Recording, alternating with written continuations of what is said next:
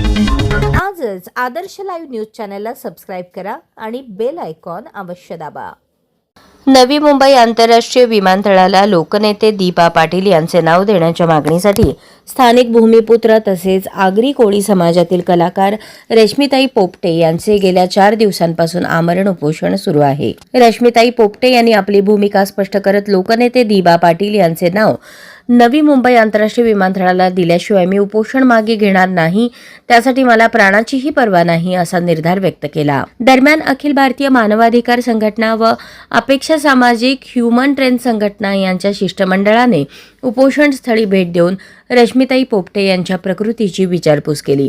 शिष्टमंडळाने त्यांच्या आंदोलनाला लेखी जाहीर पाठिंबा देत भविष्यात या मागणीसाठी उभारण्यात येणाऱ्या कोणत्याही आंदोलनात संघटना सक्रियपणे सहभागी होईल असे आश्वासन दिले। तसेच रश्मिताई यांनी आपल्या प्रकृतीची काळजी घ्यावी असे आवाहनही करण्यात आले। यावेळी अपेक्षा मानवता अधिकार आणि सामाजिक कल्याणकारी संस्था पनवेल यांच्या संस्थापिका उन्नती गावंड, पनवेल तालुका अध्यक्ष महेश पाटील, रायगड जिल्हाध्यक्ष राजेश गोंधळी, सचिव प्रभाकर पाटील तसेच जनसंपर्क अधिकारी नरेंद्र तारेकर उपस्थित होते। नमस्कार, मी अक्षय आदर्श लाईव्ह न्यूज चॅनल मध्ये आपल्या सर्वांचं स्वागत करतो। नवी मुंबई विमानतळाला लोकनेते दीपा पाटील यांचं नाव द्यावे म्हणून रश्मिताई पोपटे हे गेली 4 दिवसापासून उपोषण करत आहेत। विविध क्षेत्रातील मान्यवरांनी त्यांची उपोषण स्थळी भेट दिलेली आहे। आजही काही मान्यवर मॅडम, तुम्ही कुठल्या संघटनेच्या माध्यमातून आलेला आहात आणि काय का म्हणून रश्मिताई यांना पाठिंबा देत आहे? नमस्कार, माझं नाव आहे उन्नती गावंड आणि मी मानवाधिकार संघटनेतर्फे आम्ही सर्वजण आलेलो आहोत। त्याच्यानंतर अपेक्षा मानवता अधिकार आणि कल्याणकारी संघटना या संस्था आहे आमची आणि त्याच्यातर्फे आम्ही जे लोकनेते दीपा पाटील साहेब यांचं नामकरण हवं यासाठी ज्या रश्मिता पोपेटा बसलेल्या आहेत तर त्यांना आम्ही समर्थन करत आहोत। त्यांना आमच्या संघटनेतर्फे पूर्ण पाठिंबा आहे आणि त्यासाठी आम्ही इथे आलेलो आहोत।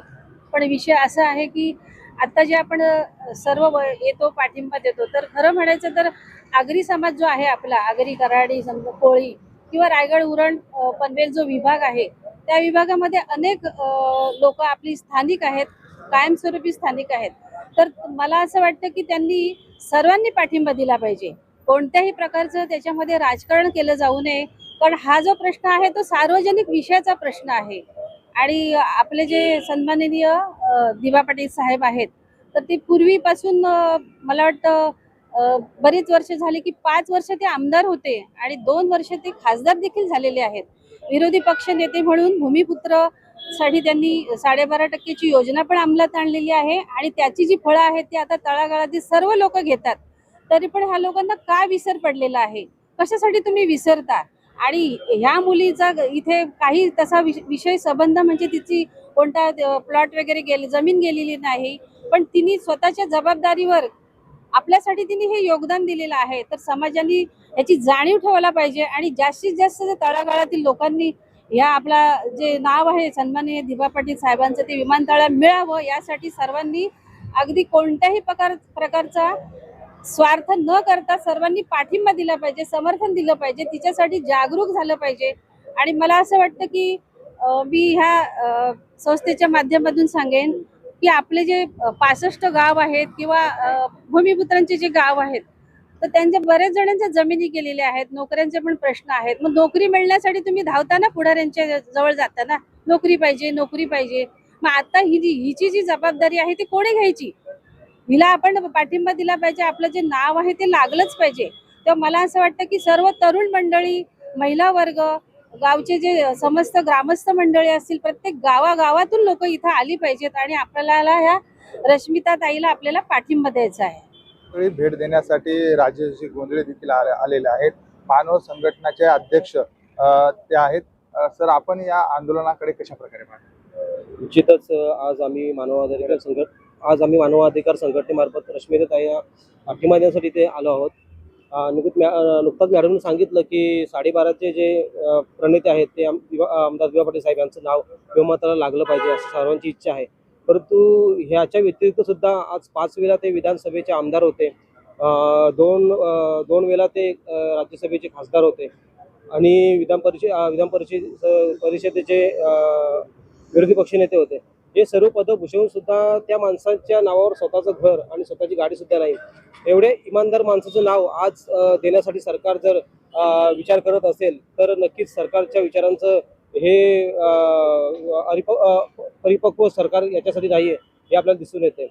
आमच्या आगरी भाषेमध्ये आम्ही विमानाला इमान बोलतो आणि आमच्या सर्वांची एकच इच्छा आहे की विमानतळाला इमानाचंच नाव असलं पाहिजे आणि येथे दिवा पाटील साहेबांव्यतिरिक्त इमानदार माणूस मला वाटतं इतक्या भागामध्ये कोणी नसेल, तेव्हा इमानतळाला दिवा पाटील साहेबांचं नाव द्यावं असं आमची सर्वांची इच्छा आहे. त्यासोबतच आपल्यासोबत बातचीत करण्यासाठी महेश सर आहेत, महेश पाटील जे आहेत. सर, आपण देखील आंदोलनासाठी भेट दिलेली आहे. आपण या सगळ्या आंदोलनाकडे कशा प्रकारे? निश्चितपणाने ही खूप आपल्यासाठी दुर्दैवाची गोष्ट आहे का आज आमच्या ताईंना या ठिकाणी उपोषण करावं लागतं. खरं बघितलं तर हा आमचा हक्क होता, कारण आज आपण बघितली तर सर्वांनाच ज्ञात आहे या गोष्टीचे का दिबा पाटील नक्की कोण होते, त्यांनी काय केलेलं आहे, त्यांनी आपल्या समाजासाठी किती मोठं योगदान दिलेलं आहे.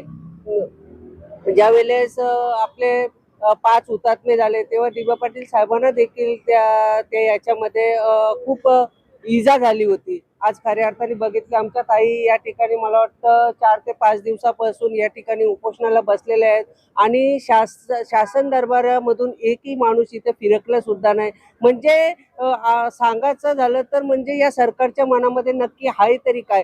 आता तुम्हाला मधल्या काळामध्ये आपण बघितलं असेल बरेच आंदोलनं झाली, बरेच वेळा या ठिकाणी रॅल्या काढण्यात आल्या, मात्र सरकार हा झोपलेला आहे. मी तर सांगेन झोपलेला नाही आणि झोपाचा सोंग घेतलेला आहे. झोपलेल्या माणसाला आपण उठवू शकतो पण झोपेचा सोंग ज्याने घेतला त्याला आपण उठवू शकत नाही, अशी भूमिका या ठिकाणी सरकारची आहे.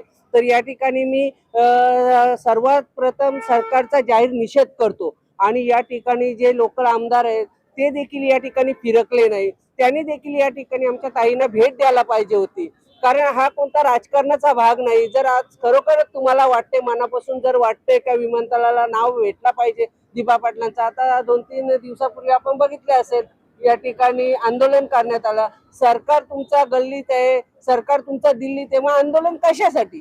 आणि हे सर्व या गोष्टी सरकारच्या लक्षात आणण्यासाठी आज आमची ताई या ठिकाणी बसलेली. आपल्याला तर माहिती आहे आम्ही शिवभक्त आहे आणि शिवभक्त असल्या कारणाने आमचं रक्त खवलतो का ही आज छत्रपती शिवाजी महाराजांची महाराष्ट्र भूमी आहे आणि छत्रपती शिवाजी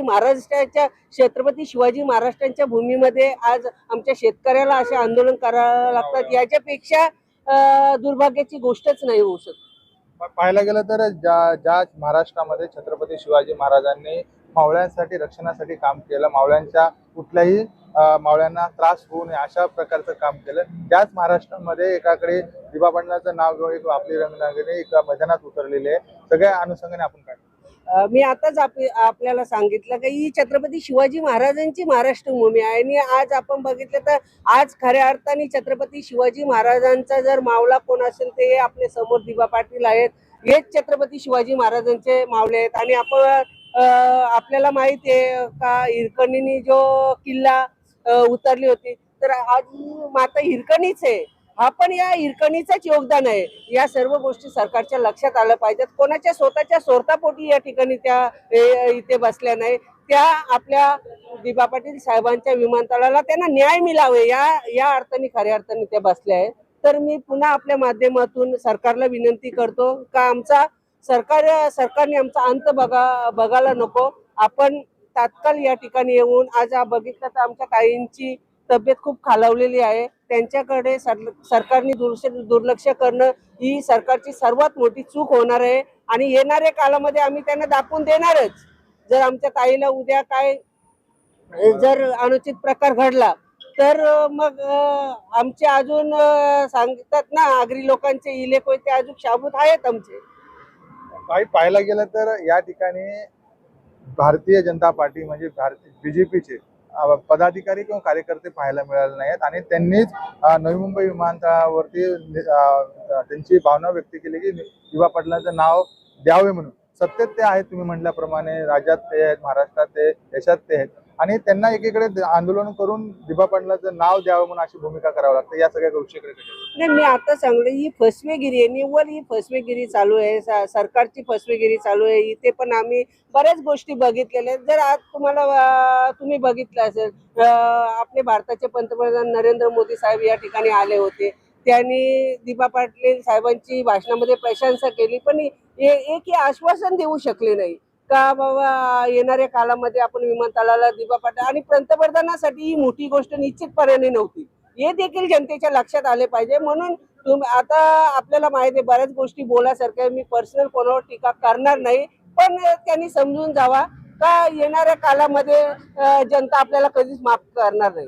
जी महिला उपोषण करते त्या महिलेची कुठल्याही प्रकारची जमीन गेलेली नाहीये, तरी देखील दिबा पाटलांचं नाव म्हणजे त्यांचं बोलण्यामध्ये बापांचं माझ्या नाव नवी मुंबई विमानतळाला द्यावे. जोपर्यंत दिबा पाटलांचं नाव नवी मुंबई विमानतळाला देणार नाही तोपर्यंत माझं उपोषण देखील माघार घेणार. या ठिकाणी बाळाराम पाटलांनी देखील उपोषण माघार घेण्यासाठी विनंती केली, इतर मान्यवरांनी देखील केली. पण जोपर्यंत मला नाव मिळणार नाही, माझी प्राण गेला तरी चालेल, मला काय झालं तरी चालेल, एक ठाम भूमिकेवरती या अनुषंगाने काय या अनुषंगाने मी देखील आमच्या संघटनेच्या वतीने ताईंना विनंती करेन का या निर्लज्ज सरकारकडे आपण अपेक्षा तर आपली आहेच, परंतु ही अपेक्षा आपली कितपर्यंत पूर्ण होईल हे आपल्याला सुद्धा माहिती आहे. म्हणून आपला जीवी कुठेतरी धोक्यात नाही यावं त्यासाठी मी ताईला विनंती करीन, आपण देखील आपल्या प्रकृतीची काळजी घ्या. आणि येणाऱ्या काळामध्ये काळेळा गरवली देश आहे ती भेटणारच आहे, ते आपण घेऊच. आज किती पण कुणी काही सांगितलं तरी पण या भूल तापांना आपण बळी पडू नये आणि आपण एकजुटीने सर्व भूमिपत्र एकत्र येऊ आणि विमानतळाला निश्चितपणाने नाव घेऊ ही या ठिकाणी मी आपल्याला गवाही देतो. पाहायला गेलं तर 6 तारखेला दिबा पाटलांचं नाव नवी मुंबई विमानतळाला द्यावे म्हणून रॅलीच्या माध्यमातून मंत्रालयावरती घेराव घालण्यात येणार आहे. एकीकडे पावसाळी अधिवेशन चालू आहे आणि एकीकडे आंदोलन करत आहेत. हा मुद्दा अधिवेशनात मांडला जाईल आणि दिबा पाटलांचं नाव नक्कीच मिळेल का या सगळ्या? नाही, निश्चितपणाने सरकारला ही जी आपली या ठिकाणी जे भूमिपुत्र आहेत ते एकत्र येतील. आज आमच्या मॅडमनी सुद्धा आवाहन केले, आमच्या राजेश साहेबांनी या ठिकाणी आवाहन केले भूमिपुत्रांना का आपण सर्वांनी या ठिकाणी यायचं आहे आणि आपण निश्चितपणाने घेराव आंदोलन घालण्यात कुठे असमर्थ राहणार नाही. आणि वेळ पडली तर मी तर सांगतो आपण जलभरो आंदोलन सुद्धा करण्यासाठी कुठेच मागे हटणार नाही. या ठिकाणी मी सर्वांच्या विश्वासाने या ठिकाणी आपल्याला सांगतो. हे होते महेशजी आणि त्यांच्या संघटनेचे पदाधिकारी. त्यांनी रश्मिताई पोपटे यांचं जे आमरण उपोषण पनवेल या ठिकाणी चालू आहे, दिबा पाटील यांचं नाव नवी मुंबई विमानतळाला द्यावे म्हणून या आंदोलनात त्यांनी पाठिंबा लिखित स्वरूपात पाठिंबा दर्शवलेला आहे. आणि कुठल्याही प्रकारे आंदोलन करायचं असेल तर आम्ही त्यांच्या आंदोलनामध्ये सहभागी होऊ असे देखील त्यांचं मत आहे. आपली काय प्रतिक्रिया असेल तर कमेंटद्वारे अवश्य कळवा. कॅमेरामन राम शिंदेचा अक्षय कांबळे, पनवेल, नवी मुंबई. धन्यवाद. पनवेल आणि नवी मुंबई व रायगडच्या ताज्या घडामोडी पाहण्यासाठी आजच आदर्श लाईव्ह न्यूजला सबस्क्राईब करा आणि बेल आयकॉन दाबून रहा अपडेट. न्यूज व लाईव्ह साठी संपर्क करा 9619 880095 आणि 9653 119523.